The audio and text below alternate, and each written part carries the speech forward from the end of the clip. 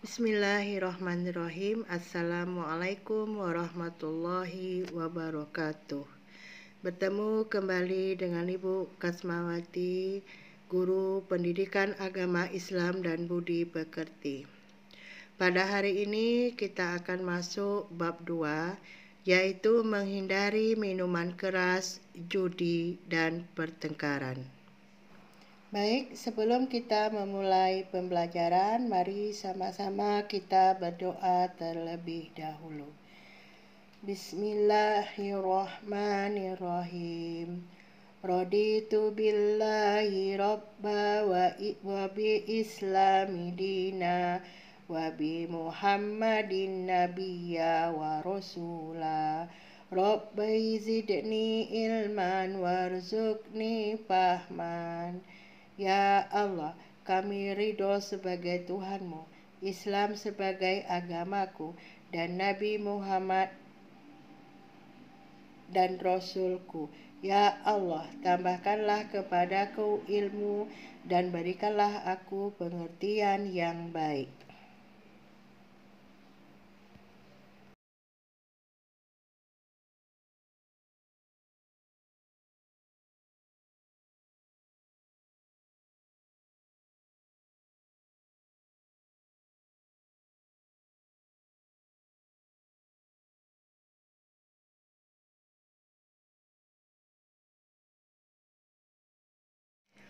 Baik anak-anak ibu sekalian, adapun materi kita tentang menghindari judi, minuman keras, dan pertengkaran ini adalah termasuk akhlak yang tercela.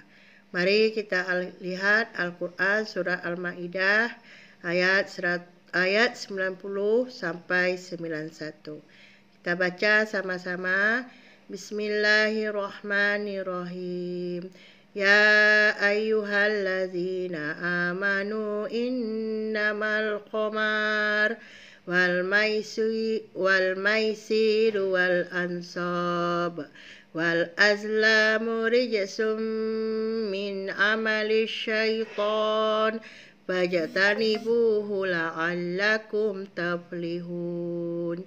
Innama yuridu syaitanu an yuqi'a bainakumul adawata wal baghdha'a fi khamr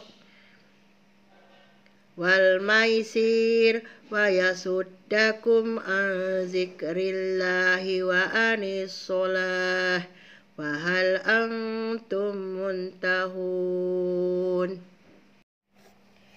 Yang artinya, wahai orang-orang yang beriman, sesungguhnya minuman keras, berjudi, berkorban untuk berhala, dan mengundi nasib dengan anak panah adalah perbuatan keji dan termasuk perbuatan setan.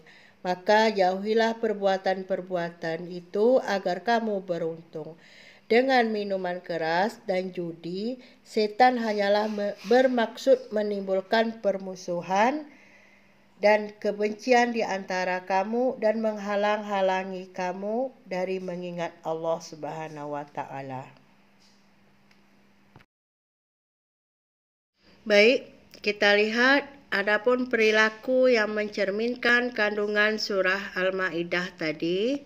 Yang pertama, surah Al-Maidah ayat 90 dan 91 menjelaskan tentang perbuatan tercela sekaligus perintah untuk menjauhinya. Perbuatan tercela itu diantaranya adalah minuman-minuman keras, judi, dan bertengkar. Mengenai perbuatan tercela tersebut, diantaranya minuman keras dalam bahasa Arabnya disebut khamar, yaitu sesuatu yang dapat menyebabkan mabuk. Minuman khamar termasuk perbuatan yang dilarang dalam Islam. Hukumnya haram. Bahkan segala jenis yang dapat memabukkan juga dinamakan khamar dan haram kita makan. B. Judi. Dalam bahasa Arab, judi disebut maisir, yaitu permainan dengan memakai uang atau barang berharga sebagai taruhan. termasuk menggunakan anak panah. Berjudi berarti mencari keuntungan dengan cara mengundi sesuatu yang belum jelas. Dalam Islam, ini termasuk perbuatan haram. Di zaman jahiliyah, judi menjadi kebiasaan yang sangat digemari oleh orang-orang Mekah waktu itu. Mereka sudah terbiasa bermain judi untuk memenuhi hawa nafsunya, mencari keuntungan dengan cara yang tidak jelas, cara yang dimurkai Allah Subhanahu wa taala. Judi disebut juga perbuatan kotor, perbuatan yang biasa dilakukan oleh setan. Orang-orang yang suka melakukan judi berarti adalah pengikut setan. Kita lanjut. C. Benar. Surah Al-Maidah ayat ke-32 menjelaskan tentang pembunuhan yang disebabkan oleh pertengkaran. Perbuatan ini merupakan salah satu perbuatan tercela yang dilarang oleh Allah Subhanahu wa taala. Agama Islam mengajarkan kepada seluruh manusia untuk selalu menjaga kerukunan serta menghindari permusuhan, pertengkaran, dan yang sejenisnya, karena hal itu dapat merugikan manusia itu sendiri.